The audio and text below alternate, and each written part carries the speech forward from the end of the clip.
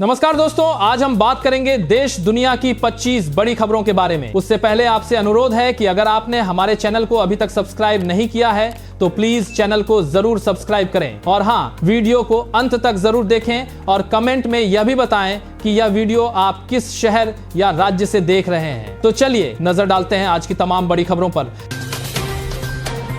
Petrol और diesel को लेकर सरकार ने बड़ा फैसला लिया है। अब औद्योगिक, व्यावसायिक और संस्थागत उपभोक्ता अगले 90 दिनों तक पेट्रोल पंपों से सीधे पेट्रोल डीजल नहीं खरीद सकेंगे और उन्हें ईंधन केवल बल्क सप्लाई चैनल के जरिए ही खरीदना होगा। सरकार का कहना है कि इस फैसले का उद्देश्य आम लोगों के लिए पेट्रोल पंपों पर ईंधन की उपलब्धता बनाए रखना और बड़े पैमाने पर होने वाली खरीदारी को नियंत्रित करना है। यह नियम निजी वाहन मालिकों पर लागू नहीं होगा, इसलिए सामान्य लोगों को पेट्रोल और डीजल खरीदने में कोई परेशानी नहीं होगी।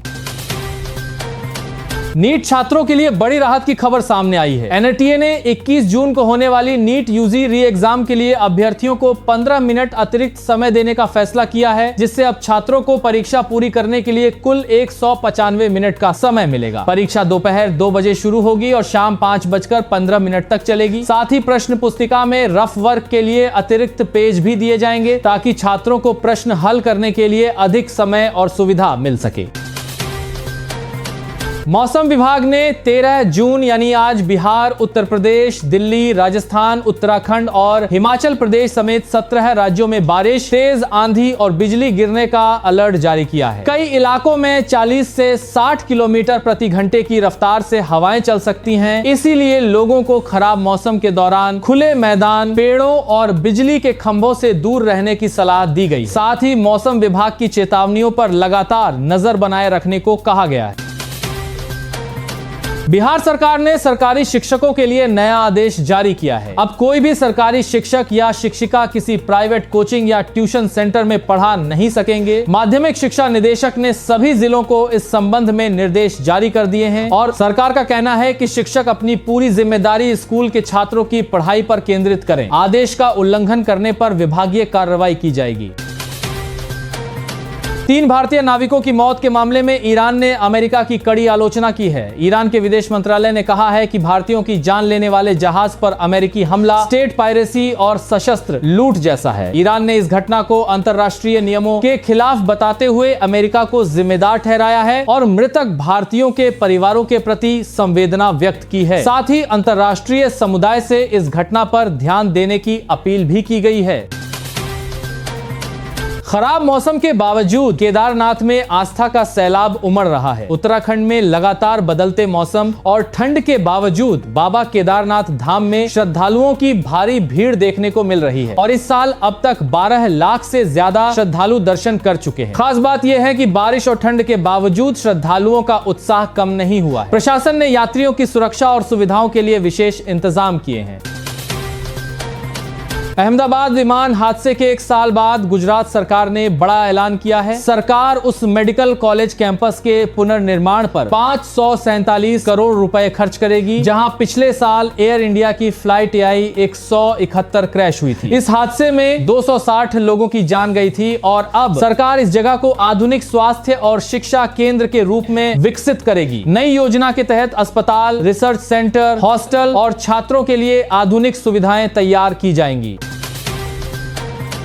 नीति आयोग की बैठक में प्रधानमंत्री नरेंद्र मोदी ने विकसित भारत के लिए बड़ा रोड मैप पेश किया है। उन्होंने कहा कि भारत को विकसित राष्ट्र बनाने के लिए गरीबी मुक्त भारत, गुणवत्तापूर्ण शिक्षा, बेहतर स्वास्थ्य सेवाएं, महिलाओं की भागीदारी और लखपति दीदी अभियान को और गति देने की जरूरत है। प्रधानमंत्री ने कहा कि केंद्र और राज्यों को मिलकर काम करना होगा, तभी विकसित भारत का सपना पूरा हो सकेगा। उन्होंने राज्यों से प्रतिस्पर्धा नहीं बल्कि सहयोग की भावना से आगे बढ़ने की अपील की है।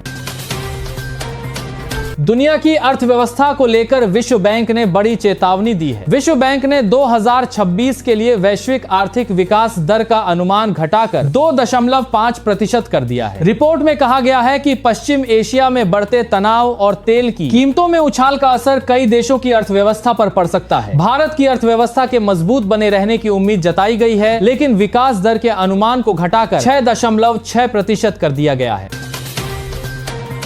पूर्वोत्तर भारत को लेकर गृह मंत्री अमित शाह ने बड़ा बयान दिया है। अमित शाह ने कहा है कि आने वाले समय में AFSPA को पूर्वोत्तर के लगभग सभी राज्यों से हटाया जा सकता है। AFSPA एक ऐसा कानून है जो अशांत क्षेत्रों में सेना और सुरक्षा बलों को विशेष अधिकार देता है। उन्होंने कहा कि क्षेत्र में शांति और सुरक्षा की स्थिति में काफी सुधार हुआ है, इसलिए अब यह कानून केवल 1 या 2 राज्यों तक सीमित रह सकता है। साथ ही पिछले कुछ वर्षों में हिंसा की घटनाओं में बड़ी कमी आने की बात भी कही।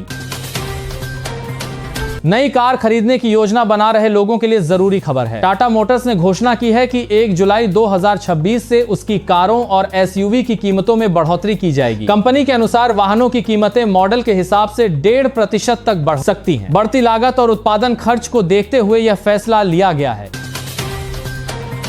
देश में महंगाई को लेकर नया आंकड़ा सामने आया है। मई 2026 में खुदरा महंगाई दर बढ़कर 3.93% हो गई है, जो अप्रैल में 3.48% थी। खाद्य पदार्थों और ईंधन की कीमतों में बढ़ोतरी को इसकी मुख्य वजह माना जा रहा है। हालांकि महंगाई अभी भी RBI के 4% के लक्ष्य के करीब है, लेकिन लगातार बढ़ते आंकड़ों ने चिंता बढ़ा दी है।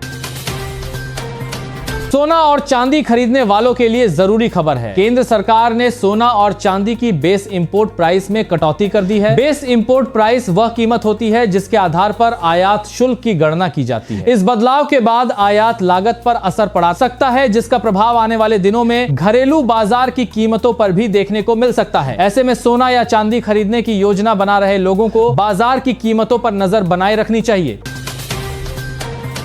जिम में जाने वाले लोगों के लिए जरूरी खबर है। गाजियाबाद में जिम ट्रेनर्स का पुलिस वेरिफिकेशन कराना और पहचान पत्र पहनना अनिवार्य कर दिया गया है। प्रशासन का कहना है कि इससे जिम में आने वाले लोगों की सुरक्षा बढ़ेगी और ट्रेनर्स की पहचान आसानी से हो सकेगी। सभी जिम संचालकों को इन निर्देशों का पालन करने के लिए कहा गया है।